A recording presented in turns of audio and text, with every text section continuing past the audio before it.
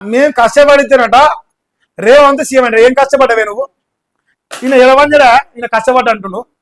చలమల కృష్ణారెడ్డి కష్టపడితే ఈ సన్నాసి ఎమ్మెల్యే అయింది. ఎలా చలమల కృష్ణారెడ్డి ఇట్లా జెండా పడేసిపోతే ఈ సచ్చింది కాంగ్రెస్, ఈ కాంగ్రెస్ లేవదు, అరే నా వెనకంగా రాదు మీరు అంతా కాంగ్రెస్ లో ఉన్న ఈ సిద్ధాంతం నేను సన్నాసుని గుంపు చేసుకొని అంతా ఆ పైసలు ఇస్తే జోకుడు వాళ్ళందరినీ బీజేపీలో తీసుకొచ్చుకొని కాంగ్రెస్ వచ్చిందని జెండా ఎదిలేసిపోతే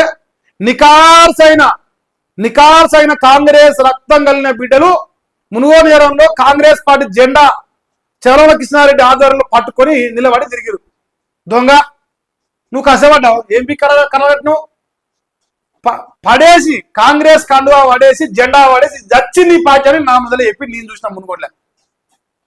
ఇలా సంసారం అయిపోయాడు. ఈయన అడుగుతాడు ఇంకా సిగ్గు లేకుండా. ఒక ఆయన ఇక్కడ చండూరు మున్సిపాలిటీలో మనం చూపించిన ఆయన ఇంతకుముందుకు మున్సిపల్ చైర్మన్ కాంగ్రెస్ పార్టీకి వెళ్ళాడు. ఆయన ఏం చేసిండు? డెవలప్మెంట్ కోసమో బెదిరిస్తున్నావు అది బై ఎలక్షన్ లో బీఆర్ఎస్ పార్టీలో దుంకిండు. అరే నువ్వు దొంగవురా, అరే నువ్వు లంగవురా, నన్ను మోసం చేసినవురా, నన్ను లంగవురా అంటే నువ్వు అంతకంటే పెద్ద లంగవు కదా. తల్లి లాంటి కాంగ్రెస్ పార్టీ కష్టకాలంలో కాడెత్తేసి వాళ్ళ ఎమ్మెల్యే పదవి ఇట్లా నాశనం చేసి వాళ్ళ సీటు మోసం చేసి దొంగ లెక్క కాంగ్రెస్ జెండా కింద పడేసి నువ్వు బీజేపీలో తెచ్చి నువ్వు కదా ద్రోహి కాంగ్రెస్ పార్టీకి. నిజం మారితే